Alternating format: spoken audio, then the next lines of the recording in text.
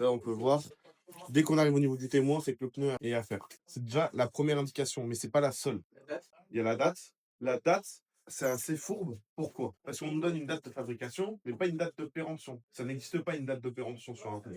C'est-à-dire que quand vous allez dans un garage et qu'il vous dit que votre pneu il a plus de 5 ans, il faut le changer. Vous pouvez dire c'est un escroc, vous êtes un menteur, le pneu il est changé il y a 6 mois. Ce qu'on considère est ce que les fabricants de pneus disent. Et ça c'est universel. C'est qu'un pneu à partir de 5 ans commence vraiment à perdre significativement de ses propriétés d'adhérence. Pourquoi? Parce que le pneu c'est une gomme. Une gomme si elle sèche, elle se déforme moins. Si elle déforme moins, le pneu chauffe moins parce que c'est la déformation du pneu qui fait qu'il chauffe. Du coup il chauffe moins et ben il est moins performant. Et on va empirer l'effet quand il va faire froid, quand il va pleuvoir, etc. Parce que du coup quand il va faire froid et quand il pleut, le pneu va chauffer encore moins. Donc si on part avec un pneu qui est dur comme du béton alors qu'il fait froid et qu'il pleut, ben, on va jamais arriver. Par exemple, un jeune permis qui a pas forcément l'expérience de mettre le pneu en contrainte, qui sait pas comment faire chauffer un pneu, qui a pas forcément de feeling avec son pneu, ben, en fait, le pneu, on va dire que toutes les erreurs qu'il aurait pardonnées en étant au top de ses performances, et ben il pardonne pas. C'est pour ça que quand vous allez dans un garage et qu'il vous dit votre pneu, attention, il a 5 ans, 7 ans, ça serait bien de le faire. C'est en fait purement sécuritaire et préventif. Moi, j'ai des clients, je les ai vus arriver avec des pneus de 2000, le client roulait nickel. Il se posait pas la question. Là, j'ai un CBR 1000 RR derrière,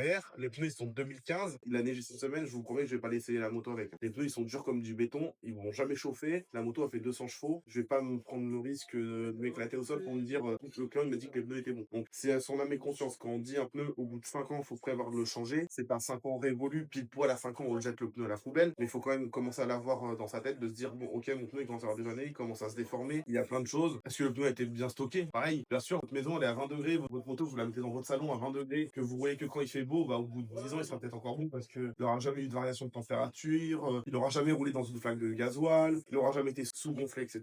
Mais ce qui se passe, c'est que souvent, la moto, bah, elle peut dormir dans un garage pas chauffé, elle peut dormir dehors. Du coup, elle fait des grands écarts de température. Qui dit écart de température, dit écart de pression. Un pneu, il monte en pression quand il chauffe et il baisse en pression quand il refroidit. Donc, bah, en fait, il y a des écarts de pression qui usent le pneu, mais c'est pas grave, hein, ça fait partie de sa vie. Mais rouler sous-gonflé, on va déformer le pneu. Et ça, répéter sur 5 ans, 6 ans, 7 ans, 8 ans, on tue les propriétés intrinsèques du pneu. Et c'est pour ça qu'on va prendre à des clients, on change leur pneu. Visuellement, il était encore bon, hein. Visuellement, on le voit, pas forcément au témoin, bah, je pense à César. Visuellement, il est encore bon, il est pas déformé, rien. Et bah, le client, on lui change le pneu. Et repart, il dit, mais attendez, je reconnais pas ma moto. Ma moto, elle va plus vite sur l'angle. Quand je réaccélère, elle glisse plus. Je me sens beaucoup plus en sécurité. Vraiment, il y a des gens où vraiment ça a changé le comportement qu'ils avaient sur une moto.